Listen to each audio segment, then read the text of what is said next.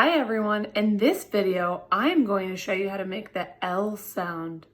Oh. When you're making the L sound, you have to lift your tongue all the way up to find the bumpy part behind your front teeth.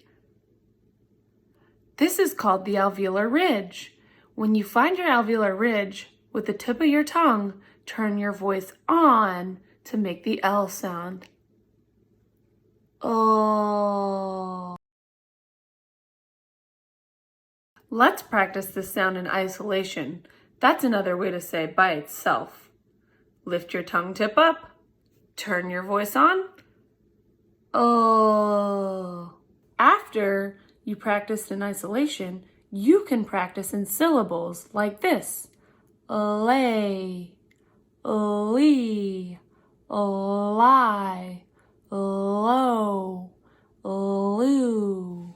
Next, you can practice in words. Remember to practice extra slow so you give your tongue enough time to get all the way up to the bumpy part behind your teeth. Here are 5 words with the ol sound in the beginning. You can practice these words 3 times each. Leaf, light, lemon, lick.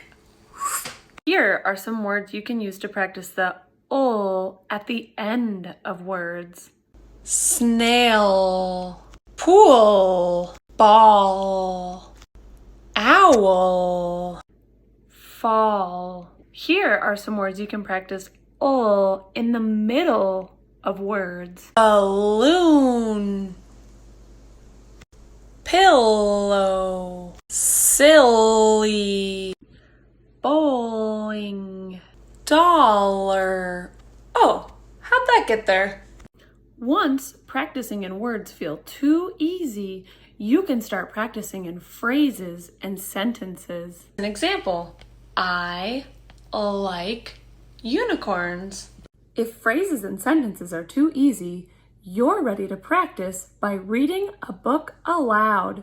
Try to find a book that's too easy for your reading level so you can focus on making your best sound.